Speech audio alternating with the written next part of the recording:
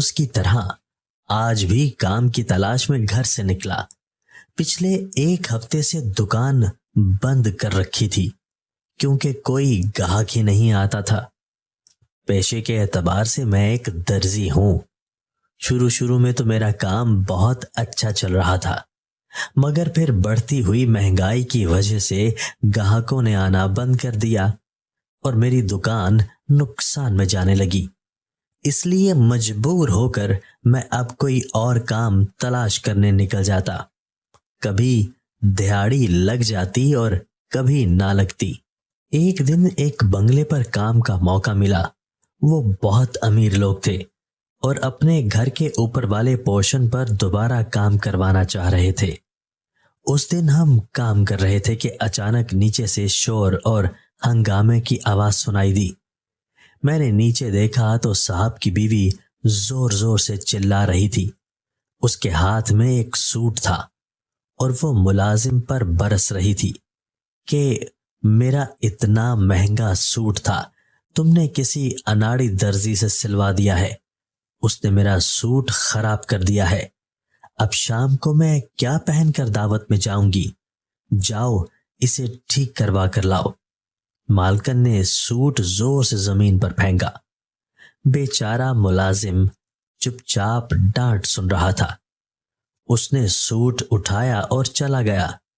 تھوڑی دیر بعد واپس آیا تو اس کے ہاتھ میں وہی سوٹ تھا۔ آ کر شرمندگی سے کہنے لگا، مالکن اس درزی کی دکان بند تھی۔ صاحب کی بیوی کا پارا چڑھ گیا اور وہ بیچارے کو باتیں سنانے لگی۔ مجھ سے برداشت نہ ہوا تو نیچے اتر آیا اور کہا، بیگم صاحبہ اگر آپ کہتی ہیں تو میں اس سوٹ کو ٹھیک کر دیتا ہوں، میں ایک درزی ہوں۔ اس نے مجھے گھورتے ہوئے سوٹ دے دیا اور کہا، یاد رکھو اگر ٹھیک نہ ہوا تو تمہاری آج کی دہاڑی تمہیں نہیں ملے گی۔ میرے لیے وہ کون سا مشکل کام تھا۔ 1 گھنٹے میں ہی بیگم صاحبہ کا سوٹ ویسے ہی کر دیا جیسے وہ چاہتی تھی۔ مالکن میرے کام سے بہت خوش ہوئی، مجھے اس سوٹ کی سلائی کے برابر پیسے انعام میں دیے اور کہا، چھوڑو سب کام، تم میرے درزی بن جاؤ، میرے کپڑے سلائی کرنا اور میں بدلے میں تمہیں اچھے پیسے دوں گی۔ میں نے حامی بھر لی اور مالکن کے لیے کام کرنے لگا۔ مالکن اکثر دوسرے ملکوں میں بھی جاتی رہتی تھی، وہاں وہ مختلف فیشن شوز میں شرکت کرتی رہتی تھی۔ میرے سلے ہوئے کپڑے پہن کر وہ سب کی نظروں میں آ جاتی تھی اور سب اس سے پوچھتے رہتے تھے کہ تم کپڑے کس سے سلائی کرواتی ہو۔ مالکن اب مجھے بھی اپنے ساتھ لے جاتی تھی۔ مجھے بھی پاکستان کے باہر کی دنیا دیکھنے کا موقع مل رہا تھا۔ ایک بار ہم دبئی گئے۔ وہاں ایک فیشن شو میں ایک بہت ہی موٹی عورت میری مالکن کے پاس آئی اور کہا کہ تم جس درزی سے کپڑے سلواتی ہو وہ درزی مجھے دے دو۔ میں ان دونوں کی باتیں سن رہا تھا۔ میری مالکن نے منع کر دیا تو جانے اس موٹی عورت نے میری مالکن کے کان میں کیا کہا، وہ راضی ہو گئی اور میرے پاس آ کر کہا، اب تم یہیں دبئی میں رہو، اپنی زندگی بناؤ، یہاں تمہاری بہت قدر ہوگی۔ میں کیا کہتا، مجھے تو روزی روٹی کمانی تھی، پھر چاہے وہ دبئی ہو یا پاکستان، کیا فرق پڑتا ہے۔ بیگم صاحبہ واپس چلی گئی اور مجھے اس موٹی عورت نے دبئی کے ایک اچھے سے علاقے میں دکان کھلوا دی۔ میں بہت تجسس کا شکار تھا کہ اس کو میرے ساتھ ایسا کیا خاص کام ہے کہ اس نے مجھے یہاں روک لیا اور اتنی مہربان ہو رہی ہے۔ ضرور کچھ تھا جو مجھے ابھی معلوم نہیں تھا۔ میں نے لوگوں کے کپڑے سینے شروع کر دیے۔ 10 دن بعد وہی امیر عربی عورت آئی جس کی وجہ سے میں یہاں پر تھا۔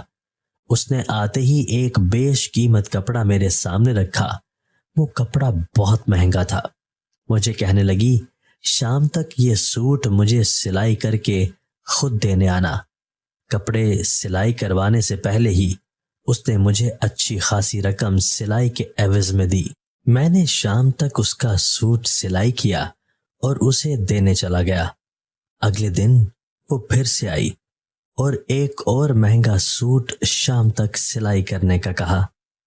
وہ مجھے خاص طور پر کہنے لگی کہ اگر تم خود یہ کپڑے لے کر آیا کرو، کسی دوسرے کے ہاتھ بھیجو گے تو میں واپس بھیج دوں گی۔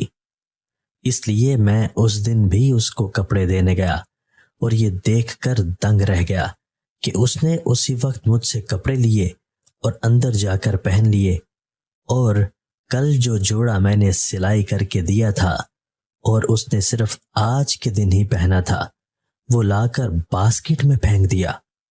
وہ بہت موٹی تھی لیکن حد سے زیادہ امیر۔ اس کی عمر اتنی تو تھی کہ اس کا شوہر ہوتا اور 2-4 بچے بھی ہوتے، لیکن ادھر ادھر دیکھنے کے باوجود مجھے گھر خالی نظر آیا، یہاں تک کہ کوئی ملازم بھی نظر نہ آیا۔ یہ بڑی حیرت انگیز بات تھی کہ وہ وہاں اکیلی ہی رہ رہی تھی۔ خیر، میں نے زیادہ نہ سوچا اور واپس اپنی دکان پر چلا گیا۔ اگلے دن وہ موٹی عورت پھر سے آئی اور پھر سے ایک مہنگا کپڑا دے گئی اور ساتھ ہی روزانہ کی طرح تاکید کی کہ خود دینے آنا۔ میں نے سارے کام چھوڑ کر سب سے پہلے اس کے کپڑے سلائی کیے اور شام کو اسے دینے کے لیے اس کے گھر چلا گیا۔ اس نے مجھ سے نیا سوٹ لیا اور اندر چلی گئی۔ کچھ دیر بعد باہر آئی تو اس نے وہی نیا سوٹ پہنا ہوا تھا جو میں ابھی ابھی لایا تھا۔ اس نے کل والا سوٹ جو صرف ایک ہی بار پہنا تھا وہ باسکٹ میں پھینکا اور مجھے پیسے دے کر روانہ کر دیا۔ کافی دنوں سے میں سوچ رہا تھا کہ میں اس بیگم صاحبہ کو کہوں گا کہ آپ مجھے اپنے پرانے کپڑے دے دیا کریں جو پھینکتی ہیں۔ اس لیے اگلے روز جیسے ہی میں اس کو کپڑے دینے گیا تو اس سے اس کے پرانے کپڑے مانگے، مگر اس نے منع کر دیا۔ کہنے لگی، تمہیں میں اتنی مہنگی سلائی اس لیے دیتی ہوں کہ تم پھر سے مجھ سے میرے پرانے کپڑے مانگ سکو۔ سنو، میں اپنے پرانے کپڑے کسی کو نہیں دے سکتی، نہ تمہیں اور نہ کسی اور کو، وہ صرف پھینکنے کے لیے ہیں۔ میں منہ بناتے ہوئے پلٹ آیا کہ عجیب پاگل عورت ہے، روز نیا سوٹ سلواتی ہے اور ایک بار پہن کر اسے پھینک دیتی ہے۔ جانے اس کے گھر والے یا اس کا شوہر اسے روکتے کیوں نہیں۔ وہ عورت انتہائی موٹی تھی اور مجھ سے روز نیا ڈیزائن سلواتی تھی، انتہائی مہنگے اور فیشنیبل کپڑے جو وہ پہنتی بھی ایک بار ہی تھی۔ میں جب بھی اس کے پرانے کپڑے مانگتا وہ منع کر دیتی اور میں مایوس ہو کر پلٹ آتا۔ اتنے مہنگے مہنگے کپڑے جن پر اکثر موتی لگے ہوتے اور کسی پر سونے کا کام ہوا ہوتا، لیکن اس کا دل ایک بار بھی نہ کانپتا اور وہ بڑے آرام سے لا کر باہر باسکٹ میں پھینک دیتی تھی۔ دبئی میں فیشن شوز آئے دن ہوتے رہتے تھے اور وہ مجھے کبھی کبھی اپنے ساتھ فیشن شوز پر بھی لے جایا کرتی تھی تاکہ میں وہاں دیکھ سکوں کہ کون سے ڈیزائن ماڈلز پہن کر آ رہی ہیں، تاکہ میں بعد میں اسی ڈیزائن کو کاپی کر کے اس کے کپڑے سی سکوں۔ ایک بار میں ایسے ہی ایک فیشن شو پر میڈم کے ساتھ گیا تھا۔ وہاں موٹی عورتوں کی ریمپ واک جاری تھی۔ میں نے وہاں ایک عورت کو دیکھا تو چونک گیا۔ چونکنے کی وجہ اس کا لباس تھا۔ اس نے ویسا ہی سوٹ پہن رکھا تھا جیسا میں نے ایک ہفتے پہلے میڈم کا سیا تھا۔ اس نے میرا ڈیزائن چوری کیا تھا یا پورا سوٹ ہی؟ وہ دیکھنے سے تو بڑی امیر عورت لگ رہی تھی، پھر بھلا اسے میڈم کے پھینکے ہوئے کپڑے پہننے کی کیا ضرورت تھی؟ ہو سکتا تھا یہ اس کا اپنا سوٹ ہو اور اس نے کسی اور سے سلوایا ہو۔ میں بہانے سے اس عورت کے قریب گیا اور اس کے کپڑوں کی تعریف کرتے ہوئے پوچھا، آپ نے یہ کپڑے کہاں سے سلوائے؟ کپڑے کو چھو کر اور سلائی کے انداز کو دیکھ کر مجھے پتا چل گیا تھا کہ یہ میرے ہاتھ سے سلا سوٹ ہے۔ میڈم نے عادت کے مطابق ایک دن پہن کر اسے پھینک دیا تھا اور میرے بہت مانگنے پر بھی نہیں دیا تھا، لیکن یہ اس عورت کے پاس کہاں سے آیا؟ میں نے پوچھا تو وہ کہنے لگی، یہ میں نے آن لائن منگوایا ہے۔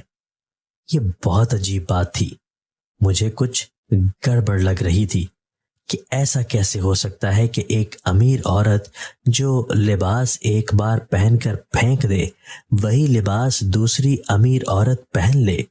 مجھے تو شک ہو رہا تھا کہ وہ عورت جھوٹ بول رہی ہوگی، اس نے وہ لباس اٹھا لیا ہوگا، مگر اس کے گلے میں پہنی ہوئی ڈائمنڈ کی جیولری اس بات کا ثبوت تھی کہ وہ امیر خاتون ہے۔ میں نے جا کر میڈم کو وہ عورت اور اس کا سوٹ دکھایا اور کہا، وہ دیکھیں، وہ آپ کا سوٹ ہی ہے نا جو میں نے سیا تھا۔ وہ کہنے لگی، اب روز کا تو میں ایک جوڑا بدلتی ہوں، اب مجھے کیا معلوم۔ میں سخت کشمکش کا شکار تھا، میرا دل کہہ رہا تھا کہ وہ میرے ہاتھ کا سلا ہوا جوڑا ہے، اور بیگم صاحبہ کہہ رہی تھی کہ اسے یاد ہی نہیں رہتا کہ اس کے پاس کون کون سے جوڑے موجود ہیں۔ ایک تو پتہ نہیں میڈم کے پاس اتنے پیسے آتے کہاں سے ہیں۔ صبح کے 10-11 بجے تو وہ میرے پاس آتی تھی، اور جب میں 4 گھنٹوں بعد اس کا سوٹ سلائی کر کے اسے دینے جاتا تھا تو وہ تب بھی گھر پر ہوتی تھی۔ صرف جب فیشن شو پر جانا ہوتا تھا، صرف تب وہ گھر سے نکلتی تھی، ورنہ سارا دن گھر میں ہی گزار دیتی تھی۔ مجھے معلوم ہوا تھا کہ اس کے شوہر نے اس کے موٹاپے کی وجہ سے دوسری شادی کر لی تھی، اس لیے اب وہ بہت دکھی رہتی تھی۔ مجھے اس کی کہانی سن کر افسوس ہوا تھا۔ ایک دن جب میں اس کو سوٹ دینے گیا تو میں نے پوچھا، میڈم یہ کیا راز ہے کہ اتنے مہنگے کپڑے صرف ایک بار سلوا کر آپ پھینک دیتی ہیں؟ کوئی خاص وجہ ہے کیا؟ مجھے ایسے لگا جیسے میڈم مجھے بتاتے بتاتے رک سی گئی، پھر بات بتاتے ہوئے بولی، بہت دولت ہے میرے پاس، اس کو خرچ کرنے کا کوئی تو بہانہ چاہیے نا، تو میں اپنے پیسے کپڑوں پر خرچ کر لیتی ہوں۔ تم اچھے کپڑے سلائی کرتے ہو، میری مرضی کے، اس لیے میں تمہیں اچھے پیسے دیتی ہوں، ورنہ مجھے درزیوں کی کمی نہیں۔ کچھ عرصہ یوں ہی چلتا رہا۔ وہ روز ایک مہنگا لباس سلواتی اور اسے پھینک دیتی۔ کئی بار میرا دل چاہتا تھا کہ میں اس کے پھینکے ہوئے کپڑے چوری چوری اٹھا لوں، مگر ہمت نہیں پڑتی تھی، اس لیے بس دل میں خواہش کر کے رہ جاتا۔ ایک دن تو ایک نہایت عجیب واقعہ ہوا جس کو دیکھ کر میں حیران و پریشان رہ گیا۔ ہوا کچھ یوں کہ میڈم میرے پاس آئیں اور مجھے بولی کہ میرے لیے 10 کالے رنگ کے سوٹ سلائی کرو، ایک جیسے ڈیزائن کے، صرف 3 دنوں میں۔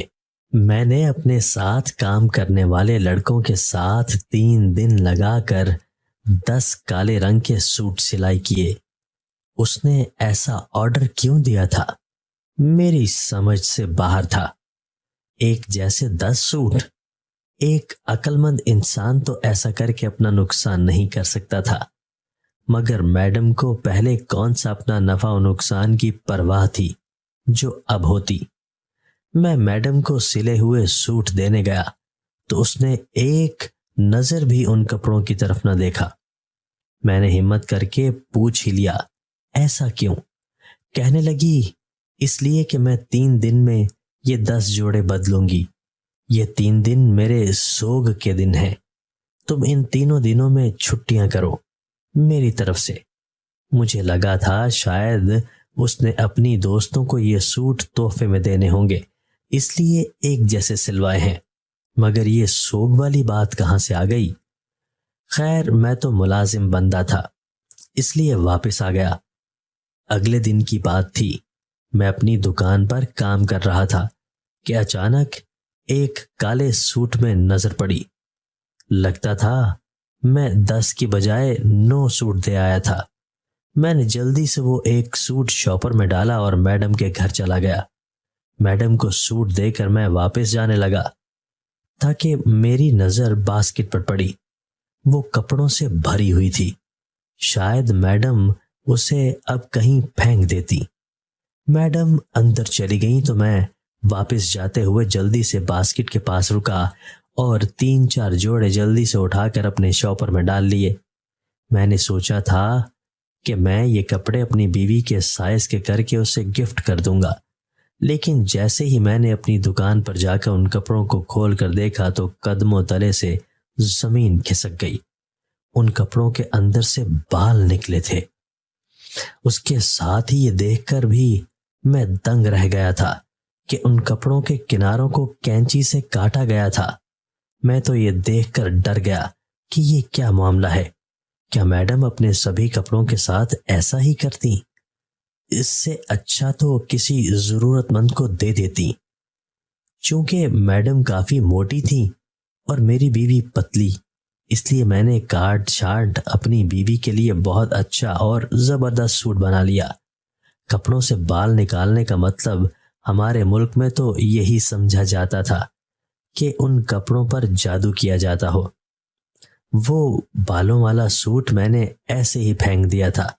پتہ نہیں کوئی میڈم پر جادو کر رہا تھا یا میڈم کسی پر جادو کر رہی تھی۔ دونوں صورتوں میں ہی وہ سوٹ میرے لیے خطرناک تھا، اس لیے وہ لپیٹ کر کوڑے دان میں پھینک دیا۔ اگلے 2 دن میڈم کی طرف سے خاموشی چھائی رہی، جانے وہ کس چیز کا سوگ منا رہی تھی جو ابھی تک ختم نہیں ہوا تھا۔ 3-4 دن گزر گئے۔ مجھے لگا کہ میڈم کا سوگ ختم ہوگا تو وہ پھر سے سوٹ سلوانا شروع کر دیں گی، لیکن وہ نہ آئیں۔ مجھے ان کی فکر ہو رہی تھی کہ نہ وہ میری دکان پر آ رہی ہیں اور نہ ہی میرا فون اٹھا رہی ہیں۔ میں شام کو دکان بند کر کے میڈم کا حال چال پوچھنے ان کے گھر گیا تو میڈم کو دیکھ کر مجھے حیرت کا جھٹکا لگا۔ میڈم کا وزن کافی کم ہو گیا تھا، وہ بالکل ٹھیک تھی۔ کہنے لگی، میں کچھ دنوں بعد تمہاری دکان پر آؤں گی۔ میں واپس پلٹنے لگا تو خالی باسکٹ دیکھ کر میں چونک گیا، کیونکہ میں نے کبھی یہ باسکٹ خالی نہیں دیکھی تھی۔ میں نے پوچھا، مالکن آپ کے یہ کپڑے کہاں گئے جو اس باسکٹ میں ہوتے ہیں؟ وہ کہنے لگی، ہر جمعرات کی رات میں اپنے سارے کپڑوں کو باہر پچھلی طرف رکھ آتی ہوں۔ کل جمعرات تھی، اس لیے میں اپنے سارے کپڑے وہیں رکھ آئی۔ اس کے بعد ان کپڑوں کا کیا ہوتا ہے مجھے کچھ علم نہیں۔ میں میڈم کے گھر سے نکلا تو پچھلی طرف چلا گیا جہاں کل رات میڈم نے اپنے سارے کپڑے رکھے تھے، تاکہ مجھے وہاں سے پھر کچھ کپڑے مل جاتے تو میری بیوی کے لیے 2-4 جوڑے بن جاتے۔ لیکن وہاں جا کر دیکھا تو وہاں کوئی سوٹ نہیں تھا۔ لگتا تھا کوئی کپڑے اٹھا کر لے گیا تھا۔ ایسے مہنگے اور برانڈڈ کپڑے کون چھوڑتا ہے؟ میں مایوس ہو کر واپس پلٹ آیا۔ اس ہفتے ایک فیشن شو تھا جس میں نئی ڈیزائنرز کے کپڑے کے ڈیزائن لانچ کیے جا رہے تھے۔ آج کے اس فیشن شو کی خاص بات یہ تھی کہ ایک ڈیزائنر کی 10 ماڈلز نے ایک ہی رنگ کے لباس پہنے ہوئے تھے۔ کسی نے سفید تو کسی نے سرخ رنگ کے لباس اپنی ماڈلوں کو پہنائے ہوئے تھے۔ سب سے آخر میں جو ماڈلز واک کرنے آئیں انہوں نے کالے رنگ کے لباس پہنے ہوئے تھے۔ 10 ماڈلز اور سبھی سیاہ رنگ میں ملبوس۔ اچانک مجھے کچھ یاد آنے لگا۔ 2 ہفتے پہلے میڈم نے مجھ سے اسی رنگ اور سٹف میں تو اپنے کپڑے سلوائے تھے جو بعد میں پھینک دیے گئے تھے۔ پھر وہی کپڑے ان ماڈلز کے جسموں پر کیسے تھے؟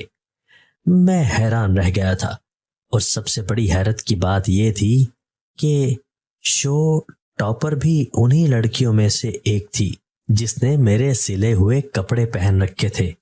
معمولی سی رد و بدل کے ساتھ ان کو بہت خوبصورتی سے بدل دیا گیا تھا، مگر میں اپنے ہاتھ کی ایک سلائی کو پہچانتا تھا۔ میں دھوکہ کھا ہی نہیں سکتا تھا۔ سوال یہ تھا کہ کیا اس ڈیزائنر نے ہی وہ کپڑے چوری کیے تھے؟ میں نے شو ختم ہونے کے بعد اس ڈیزائنر لڑکی کے پاس جا کر کہا، میں جانتا ہوں یہ آپ کے ڈیزائن کردہ کپڑے نہیں ہیں۔ وہ میری بات سن کر گھبرا گئی اور اس کی رنگت فک ہو گئی۔ تاہم وہ کہنے لگی، کون ہو تم؟ اور اس طرح کا الزام तुम मुझ पर कैसे लगा सकते हो? मैंने कहा, इस लिए कि ये सारे डिज़ाइन मेरे हैं। मैंने इन कपड़ों को सिया था अपनी मैडम के लिए, जिन्होंने इन कपड़ों को सिर्फ कुछ देर शौक की हालत में पहनकर फेंक दिया था। यकीनन आपने वहां से उठा लिए होंगे जहां फेंके गए थे। आप एक डिजाइनर नहीं, एक चोर हैं, और मैं सबको ये बात बताऊंगा। वो लड़की मेरे आगे हाथ जोड़कर कहने लगी, मुझे नहीं पता ये कपड़े किसने सिए, कहाँ इनकी क्या कहानी है। बात यह है, ये शो से ऐन 2 हफ्ते पहले मेरे तैयार किए हुए कपड़े चोरी हो गए। मैं बहुत परेशान हो गई थी कि अब मैं क्या करूं। फिर मुझे किसी से पता चला कि एक लड़की डिजाइनर है और वो 1 हफ्ते के अंदर अंदर मेरी मॉडल्स के लिए कपड़े तैयार कर सकती है। तो मैंने उससे राब्ता किया। उस लड़की ने मुझे ये सारे कपड़े 1 हफ्ते पहले ही ऑर्डर पर तैयार करके दिए हैं और भारी कीमत ली है मुझसे। तुम्हें जो पूछना है उस लड़की से पूछो, मैंने तो उससे खरीदे थे। मैंने उससे उस लड़की का एड्रेस पूछा तो कहने लगी, उसका एड्रेस तो मेरे पास नहीं है। मेरी उससे फोन पर बात हुई थी और वहीं पर सारे मामला तय हुए थे। मैंने उस लड़की का फोन नंबर ले लिया। ये कौन थी जो मेरे सिले हुए और मैडम के पहने हुए कपड़ों को बेचकर लाखों रुपए कमा रही थी। मैंने जब उस नंबर पर फोन किया तो वो बंद निकला। अब उस लड़की को पकड़ने का एक ही हल था, और वो ये कि मैं उसके लिए जाल बिछाता। मैडम फिर से वही रूटीन शुरू कर चुकी थी, रोज एक सूट सिलवाने वाली। मैंने इस बार पूरा ध्यान रखा था कि कब जुमेरात का दिन आता है। आखिर वो दिन भी आ पहुंचा। जब मैंने मैडम को अपने घर से बाहर निकलते देखा, उसके हाथों में कपड़ों वाली बास्केट थी और वो सारे हफ्ते जो उसने 1 हफ्ते में नए सूट सिलवाए थे वो सिर्फ एक ही बार पहने थे, और सारे कपड़े अपने घर की पिछली तरफ फेंक कर अपने घर चली गई। मैडम ऐसा क्यों करती थी उसने कभी नहीं बताया था। मैं दूर खड़ा सब देख रहा था। मुझे उस लड़की का इंतजार था जो इन कपड़ों को लेने यहां आती। मुझे इंतजार करते ज्यादा देर नहीं हुई थी। रात के गहरा होते ही एक लड़की वहां आई और सारे कपड़े उठाकर वहां से चली गई। मैंने भी उसका पीछा शुरू कर दिया। मैं देखना चाहता था कि वो इन कपड़ों को लेकर कहां जा रही है। मैं उसके पीछे चलते हुए उसके ठिकाने पर पहुंच गया। वहां जाकर मैंने खिड़की से देखा तो मैं दंग रह गया। उस लड़की के कमरे में हर तरफ कपड़े लटक रहे थे और मैं अक्सर कपड़ों को देखकर पहचान गया था। वो मैडम के थे। उसने अभी वाले कपड़े जो अभी वो लाई थी, उसने वो भी वहीं लटकाने शुरू कर दिए। फिर उसने एक जगह कॉल की और कहा, आपके कपड़े तैयार हैं, कल पार्सल मिल जाएगा। उस लड़की ने मैडम के एक सुर्ख सूट पर थोड़ी सी परफ्यूम छिड़ककर पार्सल पैक करना शुरू कर दिया। अब मैं सारी कहानी समझ चुका था कि क्या चक्कर है। ये लड़की मालकन के घर की पिछली तरफ से कपड़े उठाकर लाती है और इनमें मामूली सी रद्दोबदल के साथ अपने नाम से आगे बेच देती थी और लाखों कमा रही थी। इस लड़की को कुछ कहा भी नहीं जा सकता था क्योंकि वो तो किसी के फेंके हुए कपड़े थे। कौन सा कोई चोरी करके लाती थी। ये सब मैडम का कसूर था। वो क्यों इतने महंगे कपड़े यूं ही फेंक देती थी। मैं अगले दिन मैडम के घर बताने के लिए चला गया। मैडम के घर उस वक्त कोई भी नहीं होता था। मैंने बेल बजाई तो मैडम दरवाजा खोलने आई। मुझे उस वक्त खिलाफे मामूल देखकर वो हैरान रह गई। कहने लगी, तुम इस वक्त क्या करने आए हो? मैंने कहा, आपको बहुत जरूरी बात बताने आया हूं। मैडम मेरे आने से पहले शायद वर्जिश कर रही थी, तभी उनका सांस फूला हुआ था। मैं अंदर गया और मैडम को सारी बात बताई कि कैसे एक लड़की उनके एक बार के पहने हुए कपड़े अपने नामों से लाखों में बेच रही है। मैडम ने कहा, ठीक है, मैं शाम में तुम्हारे साथ उस लड़की के पास जाऊंगी और उससे अच्छे से पूछूंगी, लेकिन अभी मेरी एक मेहमान आई है, فی الحال میں کہیں نہیں جا سکتی۔ میں نے جانے کا ارادہ کیا، لیکن اسی وقت اندر سے میڈم کی مہمان باہر آئی اور پوچھنے لگی کہ کیا ہوا ہے، کون آیا ہے گیٹ پر۔ میری نظر جو ہی اس مہمان پر پڑی میں چونک گیا۔ یہ لڑکی تو وہی تھی جس کا میں کل پیچھا کر رہا تھا۔ یہ یہاں کیا کر رہی ہے؟ یہ میڈم کی مہمان کیسے ہو سکتی ہے؟ حیرت سے مجھے جھٹکا لگا جب میڈم نے اس کے سامنے گردن جھکا کر کہا، گرو جی میں بس آ رہی تھی۔ میں پریشانی سے ان دونوں کو دیکھ رہا تھا کہ میڈم اس لڑکی کو گرو جی کیوں کہہ رہی تھی۔ میڈم اس کے ساتھ اندر جاتے مجھے بولی، جاتے ہوئے دروازہ بند کر دینا۔ میرے سامنے وہ دونوں اندر چلی گئیں۔ میرا تجسس سے برا حال تھا کہ اندر چل کیا رہا ہے۔ وہ دھوکے باز لڑکی میڈم کی گرو بنی ہوئی تھی، یعنی کچھ بڑا پلان کر رہی تھی وہ۔ میں نے واپس جانے کی بجائے اندر قدم بڑھا دیے۔ میڈم نے تو دھیان سے سنا ہی نہیں تھا کہ میں کیا کہہ رہا ہوں، بس جلدی سے اس لڑکی کو لے کر اندر چلی گئی تھی۔ میں نے لاؤنج کے دروازے سے اندر دیکھا تو میں دنگ رہ گیا، کیونکہ اندر کا منظر ہی کچھ ایسا تھا۔ وہ لڑکی مزے سے میڈم کے کچھ کپڑوں اور جیولری کا جائزہ لے رہی تھی، اور میڈم آنکھ بند کیے یوگا کرنے کی مشق کر رہی تھی۔ اس لڑکی نے وہ کپڑے اور جیولری اپنے بیگ میں رکھ لی اور میڈم کو کہا، اپنی آنکھیں کھول لو، آج کے لیے بس اتنا ہی، باقی کل کریں گے۔ اسی وقت میں بھی اندر چلا گیا اور میڈم کو کہا، یہ لڑکی چور ہے۔ میڈم بولی، تمہارا دماغ ٹھیک ہے؟ یہ میری گرو ہیں، میرا وزن کم کرنے کے لیے مجھے ورزش کرانے آتی ہیں، اور تم ان پر الزام لگا رہے ہو۔ میں نے کہا، الزام نہیں لگا رہا، اس کا بیگ چیک کریں، کیونکہ یہی وہ لڑکی ہے جس کے بارے میں تھوڑی دیر پہلے میں آپ کو بتا رہا تھا کہ آپ کے کپڑے اپنے نام سے اپنی بوتیک پر رکھ کر آگے بیچتی ہے۔ ابھی بھی اس نے چوری چوری آپ کے کچھ کپڑے اور جیولری اپنے بیگ میں رکھ دی ہے، چیک کر لیں۔ اس لڑکی کا چہرہ دھواں دھواں ہو گیا۔ اس نے وہاں سے بھاگنے کی کوشش کی، مگر میں نے اسے پکڑ کر اس کا بیگ میڈم کے سامنے کھول دیا، جس میں سے میڈم کی چیزیں نکلیں۔ میڈم کی آنکھوں میں بے یقینی تھی، اسے جیسے یقین نہیں آ رہا تھا۔ کہنے لگی، پچھلے 3 ماہ سے میں تمہاری ہر بات مانتی رہی اور تم مجھے دھوکہ دے رہی تھی۔ میں تمہیں گرو کہتی رہی، سمجھتی رہی تم ایک دم مجھے پتلا کر دو گی، مگر تم الٹا مجھے لوٹ رہی تھی۔ میں نے اس وقت پولیس کو فون کیا اور وہ اس لڑکی کو فراڈ کے جرم میں پکڑ کر لے گئے۔ میڈم نے مجھے ساری بات بتانا شروع کی۔ میرے شوہر نے میرے موٹاپے کی وجہ سے دوسری شادی کر لی۔ میں بہت ڈپریشن میں آ گئی تھی۔ تبھی یہ لڑکی مجھے ایک تانترک بن کر ملی تھی۔ میں نے اسے اپنا مسئلہ بتایا تو کہنے لگی، میں 6 ماہ میں تمہارا وزن کم کر کے دکھاؤں گی، بس تم نے میری ہر بات پر عمل کرنا ہے اور کوئی سوال نہیں کرنا۔ میں مان گئی۔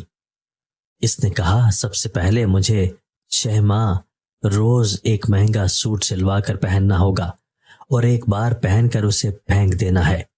اس نے کہا تھا کہ سوٹ کسی کو دینا نہیں، اس لیے جب تم مانگتے تھے تو میں منع کر دیتی تھی۔ اس لڑکی نے کہا تھا، جب پورے ہفتے کے سوٹ اکٹھا کر لو تو کسی ایک سوٹ میں اپنے بالوں کی ایک لٹ کاٹ کر اور اس پر وظیفہ پڑھ کر رکھ کر اپنے گھر کی پچھلی جانب رکھ دینا ہے۔ اس کے بعد تم نے ان کپڑوں کے بارے میں کچھ نہیں سوچنا۔ اس کا کہنا تھا کہ روزانہ اس طرح کرنے سے، اپنے کپڑوں کی قربانی دینے سے میرے جسم کی چربی کم ہو جائے گی۔ پھر یہ کبھی کبھی میرے گھر بھی آیا کرتی تھی اور مجھے یوگا کرواتی تھی۔ میں جس دن سوگ میں تھی اس کی وجہ یہ تھی کہ مجھے میرے شوہر نے طلاق بھجوا دی تھی، اس لیے بس اس کے کہنے پر 10 جوڑے کالے رنگ کے سلوائے۔ مجھے کچھ نہیں پتا تھا کہ کیا ٹھیک ہے اور کیا غلط۔ میں بس پاگلوں کی طرح وہ کرتی گئی جو وہ مجھ سے کہتی گئی۔ بعد میں پولیس نے اس فراڈ لڑکی کا بیان لیا کہ اس نے ایسا کیوں کیا، تو وہ کہنے لگی کہ میں ایک غریب لڑکی ہوں اور میرا شوق تھا کہ میں بوتیک کھولوں، مگر میرے پاس اتنے پیسے نہیں تھے۔ پھر میں نے چھوٹے موٹے فراڈ کر کے پیسے کمانا شروع کیے۔ جو امیر لوگ اپنی جسمانی عیوب کی وجہ سے ڈپریشن میں رہتے تھے، بور احساس کمتری کا شکار رہتے تھے، میں نے ان کو ٹارگٹ کر کے ان سے ان کا عیب دور کرنے کی بجائے پیسے بٹورنے شروع کر دیے۔ تبھی مجھے یہ آئیڈیا آیا جس میں مختلف برانڈز کے کپڑے اپنے سٹور کی زینت بنا سکتی تھی۔ موٹی لیکن امیر عورتوں کو میں پتلا کرنے کی شرط یہی بتاتی کہ وہ روز اپنا ایک سوٹ سلوایا کریں۔ اس طرح روز کے مجھے 4-5 سوٹ مل جاتے۔ جو زیادہ اچھا ہوتا وہ میں آن لائن بیچ دیتی اور باقیوں پر مختلف ٹیگز لگا کر لاکھوں کا بیچتی۔ وہ لڑکی ایک ہی وقت میں کئی موٹی عورتوں کو بے وقوف بنا رہی تھی۔ ان سے حاصل کردہ مہنگے مہنگے سوٹ وہ اپنی بوتیک پر رکھ دیتی۔ اس لڑکی کو جیل ہو گئی۔ میں نے میڈم کو سمجھایا کہ پتلا ہونے کے لیے آپ سرجری کروا لیں یا پھر کچھ عرصہ ٹک کر ورزش اور ڈائٹنگ کریں اور جم جوائن کر لیں، لیکن اس طرح فراڈ کا شکار نہ بنیں۔